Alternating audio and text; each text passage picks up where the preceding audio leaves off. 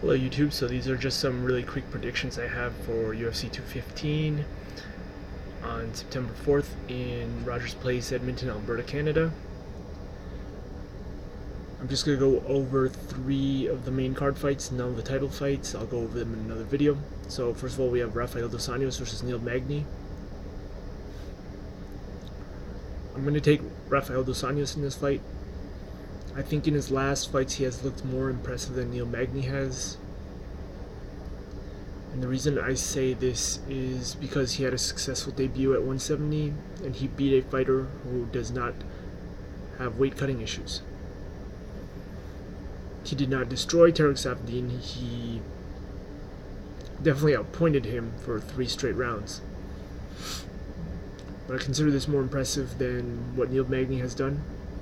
Magny has had a weird list of opponents, and many of the opponents that he beat ended up switching weight classes after. A lot of the opponents that Magny has won against in his past 5 fights have been such as Kelvin Gastelum, Johnny Hendricks, Hector Lombard, Eric Silva. Many of these fights he won by split decision.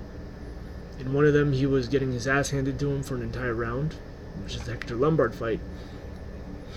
And then the other fight, he was getting controlled and he arguably lost the fight against Johnny Hendricks. It was a close scorecard.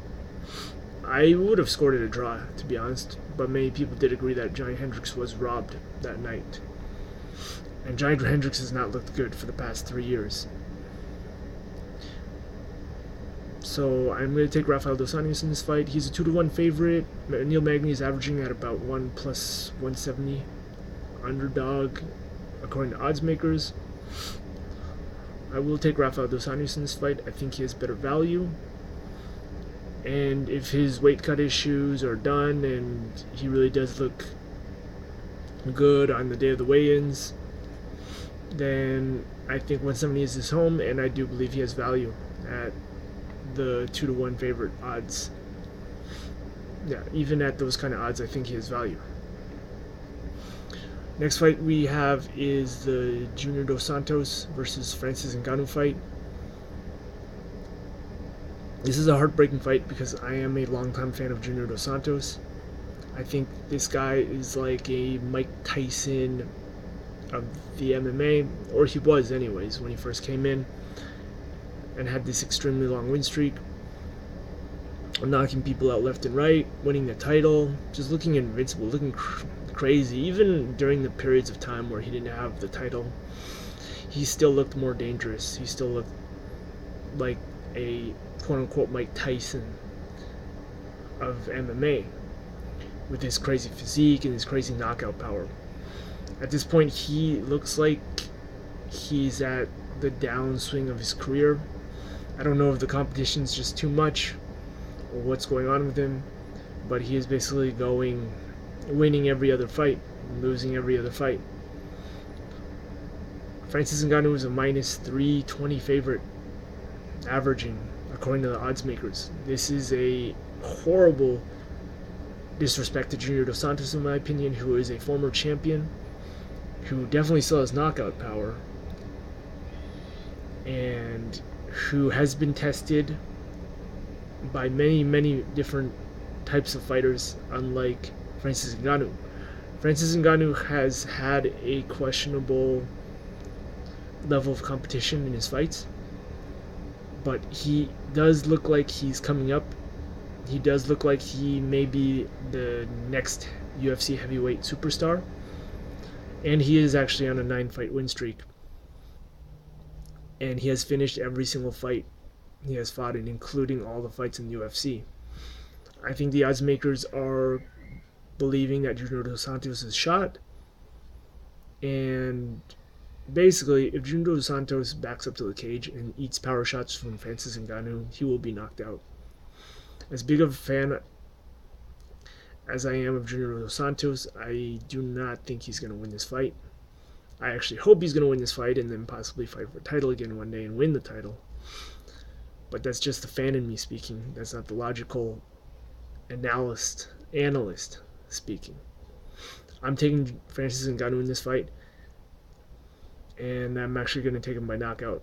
I hate saying this, but Junior Dos Santos just has not looked good. And he did win against Ben Rothwell, but Ben Rothwell and Francis Ngannou are like from two different planets.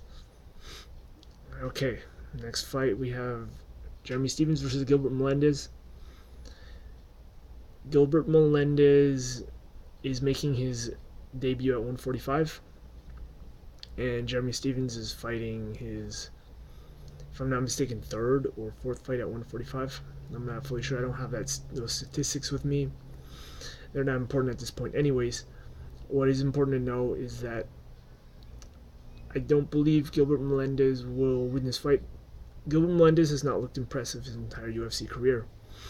His most impressive fight to date has been his first fight with Benson Henderson, where he lost a split decision.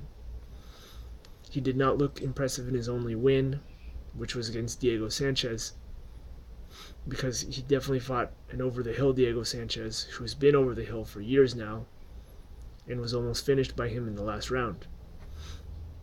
On many of the scorecards, Gilbert Melendez eked out a decision at 29-28. I believe one of the judges gave him 30-27, but this was 4 years ago. I mean, number one, these scorecards are irrelevant, and number two, judging in MMA has improved a lot by now.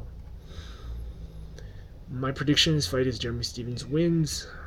I will give Jeremy Stephens a win by decision if I'm going to try to predict the outcome of it. But if Gilbert Melendez looks drained or does not make weight, I'm going to consider Jeremy Stephens a lock.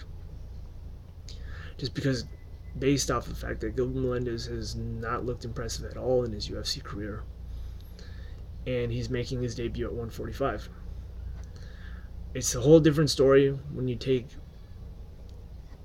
Anthony Pettis, for example, where he did not make 145 and then he lost to Max Holloway. Max Holloway is definitely right now the best 145 on the planet, outside of Conor McGregor, who will probably never return to the division, who I don't see returning to the division. Not never, but I just don't see how it's going to happen with Conor McGregor all tied up in the boxing and also not having the 145 title anymore. So that's my pick. I am picking Jeremy Stephens, and I am calling him a lock if Gilbert Melendez looks in bad shape, because this is his debut and we don't know how he's going to be at 145, and he has not looked impressive his entire career at 155 in the UFC. These are my picks for 3 of the main card fights, and the other fight I want to talk about is the Ilir Latifi versus Tyson Pedro fight. I like this fight not to predict, but I will say that Ilir Latifi is looking very good as a gatekeeper right now. He's looking like a very, very solid gatekeeper at the 205 division. I'm saying this with all due respect to Ilir Latifi. I have nothing against the guy. He's very skilled. He's strong. He looks strong as hell. Has a lot of power in his hands.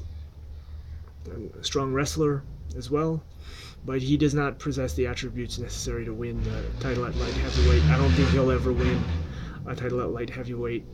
It's impossible unless John Jones, Alexander Gustafsson, maybe Daniel Cormier, Volkan Oezdemir retire. Basically, I'd say 4 or 5 fighters would have to stop fighting for Ilir Latifi to have a chance at winning the light heavyweight title, and even then I still have my doubts of whether he'll win.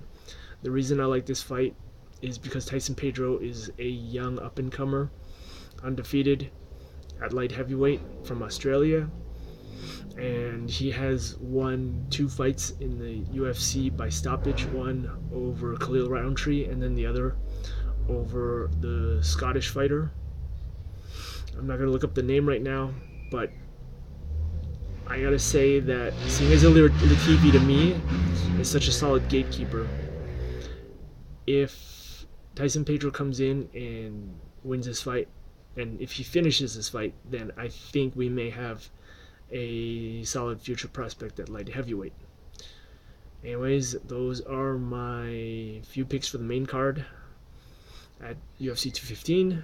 I will go over who I'm picking for the title fights in another video. Alright, thank you.